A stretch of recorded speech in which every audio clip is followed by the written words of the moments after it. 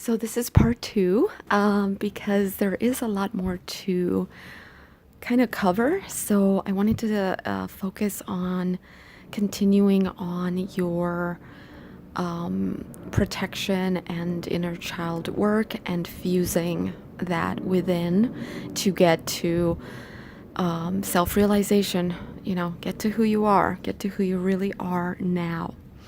So my thought was, well, we have been conditioned and programmed from our childhood.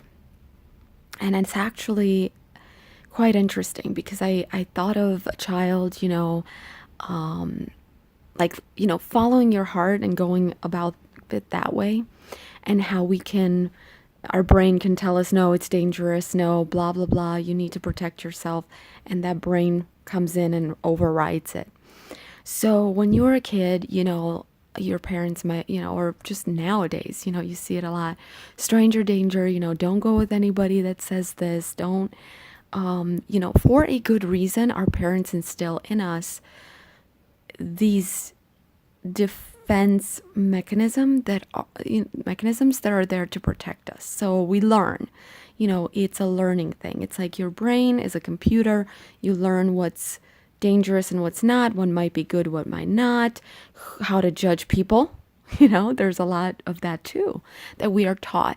We're taught that this person, if they look this way, they're dangerous. Right? So as a child, you get programmed. But the flip side and the downside of that is that child is conditioned to no longer listen to their intuition, and slowly that pure intuitive, guidance system that they have becomes broken. And you grow up and you lose that innocence, that innocence goes away. And you forgot how to do it almost. Sometimes you forget how to listen to your intuition. So when you meet someone, on the street, I've done this too. And if you can count yourself or count the times you judge someone or something every day, I would dare all of you, everybody, to count judgments or prejudice or anything that your mind is doing to protect you. Because I've seen it too every day. I'm traveling a lot, and so I have to constantly protect myself. But you would be also surprised how many times I've caught it and I've said, no, cut it out. That's not good. That's bullshit. And how many times people have come up to me that you would think they're dangerous, or maybe you would judge them as homeless. Maybe you would think they're whatever. And if they were or weren't isn't really valid. The important part is they came up to me and surprised me. And we had a meaningful conversation. And it was a moment in time where I was open. So when you're closed off, you're not letting shit in. It's just what it is. The universe, so when you're closed off and then you complain you're not getting something you want, well, why even wonder? I'm closed off. Do I realize I'm closed off? Maybe not. Maybe that's why I'm complaining about it. If you realize you're closed off, open up.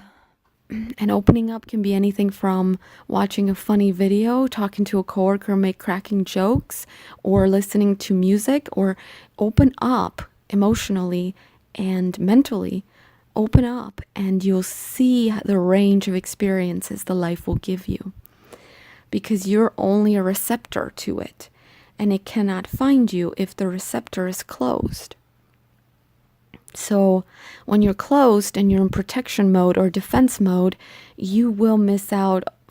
Oh my gosh, I don't even know. 90% of your opportunities are gone.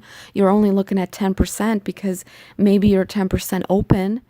And again, it's something we've learned to do. Protect yourself first. But the most important aspect of protection, I think, is what I've mentioned in part 1, and it's the inner work. And if you know this little, I guess, I don't know if it's a secret, but if you know deep inside you that you are taken care of and you are a signal in the world, so if you're afraid, you will attract fear-based experiences. If you're in love and you're loving, or you're in peace mode and you're feeling good, you will attract peaceful encounters.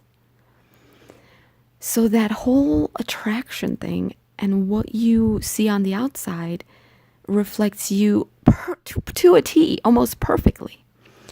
And if you know that, you can then feel confident in the inner work, doing the work for you and weeding out the bad stuff. So just like Gandhi said, be the change you want to see in the world. It's like, if I'm not doing it in myself, how am I going to find it on the outside? How can I expect all these good things to happen when I'm not even open to them, or I'm still protecting, feeding off enemies of my mind that my mind created? I'm only going to attract enemies. So that was the thought, guys. I think it's crucial, and I think we've lost the ability to be childlike because it's dangerous. It is a big risk to the mind to follow your heart and your intuition, because the mind questions it. The mind's like, no, I got this. I'm a computer. I do a better job than you. But if you've ever had an experience where you were at the right place at the right time, or you met someone and they gave you that job or that opportunity you were literally thinking about the day before, or something fell in your lap when you're like, whoa, I love this. This is perfect. And it came from the sky almost. If you've ever had serendipity, and just synchronicities and just, so to speak, coincidences, then this works. There's something to it.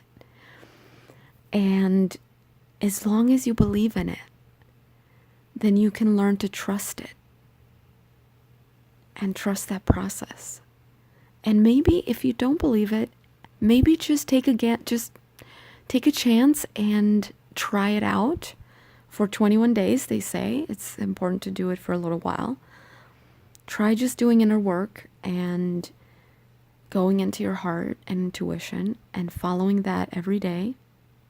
And stop listening to that voice of, no, it's not going to work, or no, it's a bad idea, or, and if you trust that gut feeling more and more and more, then you will develop it again like a muscle. And I would do that. I would experiment with that and see what happens at the end of the 21-day challenge. I love that. And I think we should all do that. I think a New Year resolution time. And yeah, that's about it. Work out the muscle of intuition and see if you can learn to trust it again. And that's my spiel, guys. Take care. Bye.